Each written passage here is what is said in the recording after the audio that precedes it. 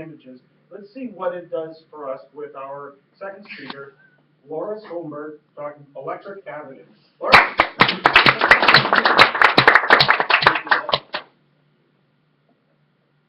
I'll start off with a plum here, and I won't throw it, I guess, but I'll toss it to Rachel because she's sort of a spirit of the meeting.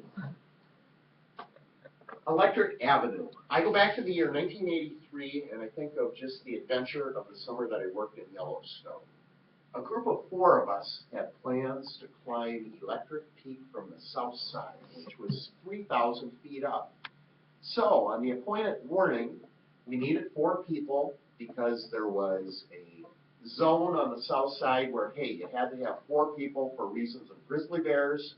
Rawr! You had to have 4 people in order to enter the area and climb the peak from the south end. So, at our appointed rendezvous, Brian, Randy, and I showed up, but where was the 4th person? Bonnie from South Carolina. Where was she? So, we went to her dorm room, knocked on the door. Nothing at all. Come on, Bonnie, we need you. We need 4 people in order to do this climb that we want. No Bonnie. Then, all of a sudden, Bonnie opens up the door and she's there. And we said, come on, Bonnie, we need you. We need the 4 people. We need to go and climb Electric Peak. Bam, the door slammed shut. Bonnie was sleeping. She didn't want to go. So, sometimes that's the way things work out. Instead of driving south about 5 miles so we could climb the south side of Electric Peak, we drove north 5 miles so we could climb the north side. The only problem was, instead of 3,000 feet, it was a 6,000-foot climb from the north side. So that's what we did. We started off with 3 people. There were no restrictions on the north side in terms of having to have 4 people to climb it. So that's what we did. We started off 6,000 feet. Let me tell you, when you start going up a mountain, when it gets to be about 1,000 feet a mile, which it was in some cases, 1,000 feet elevation gain, it's more like you're almost climbing hand over foot in order to go up. It wasn't that it was sheer at that point, but it was steep. If you get to 1,000 feet a mile, that will do it. Now, I like outdoor activities, but I don't know that I'm what you would call bold when it comes to outdoor activities in terms of taking risks. Randy and Brian, they managed to climb over, I don't know what you would call it, sort of a ridge, I guess you would call it, a very distinct ridge at the top of Electric Peak. They made it across faster than I. I was sort of chicken, and I hate to say that, but I was. Maybe it was just, maybe I have, maybe I'm less bold. Who knows what the answer is? But it was loose shale, and if it's loose shale and you step on it, away goes the piece of rock that you're on. It tumbles almost like a little kid that would fall off of a sled going down a hill. There goes the shale downward. So Randy and Brian were ahead of me, and they were saying, come on, Loras, let's go. It's taking too long. Eventually, we did get to the top of Electric Peak. And in terms of elevation, it really isn't that high. It's 11,000 feet, which is not a tremendously high mountain. But when you start off from 5,000 feet, it's a long ways up, a long, long ways. I believe the buildings downtown Minneapolis are about, the tallest ones are something like 850 feet. So when you get to 6,000 feet, you have a long ways up to go during the day. We did eventually make it over onto the peak. It was neat, very, very neat. And then you could look, and you can see all the way down to the Tetons, which were about 100 miles away.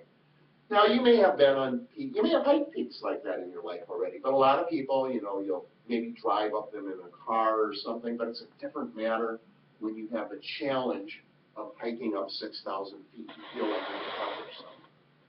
Now, due to my slowness at going over the shale field, we were running out of daylight. We were concerned about making it down before it got dark. So Brian, who was a native Montanan, had the idea, maybe we could sort of just ski down the north side of Electric Peak, which still had a lot of snow on it from summer. So it was a case of looking almost down between our feet. And I was thinking, gosh, I don't know about this. But Brian, being a native Montanan, he said, yeah, I think we can. And he started He started knocking away with his boot in the snow. So that's what we did. Instead of hiking back down the mountain, we sort of skied without skis, sinking into the snow about this far, down the north side of the peak. And we went, and it was sort of fun after a while. You realized, I'm not going to kill myself doing this. I can make it. So it was just sort of fun, moving back and forth, almost like you had skis on. And down the north slope we came. At the bottom of which there were bighorn sheep, and it was fun to watch them. They scattered when we came down. It's one thing to hear of the ability of bighorn sheep to bounce and go up a cliff, but it's another to see them. It's just stunning what they can climb up. If there's something yay wide, it seems like they can manage to hop up. People would not be able to make it, but somehow they can. So what started off as an unfortunate day of the group of 4 of us being reduced to 3 turned out okay, because we had an even bigger adventure in going from 4 people down to 3. We were restricted to a more difficult hike, which actually turned out to be fun. And what could be better than a long day of hiking topped off by going into the town of Gardner, Montana, and having beer and pizza at the end of our adventure. Reach out, grab some pizza, grab the pitcher, pour yourself a glass. What better way? Electric Avenue, we found the way up Electric Peak. We created our avenue. Our avenue was a bit longer than we thought it would be, but turned out to be the perfect day, something highly memorable. Mr. Toastmaster.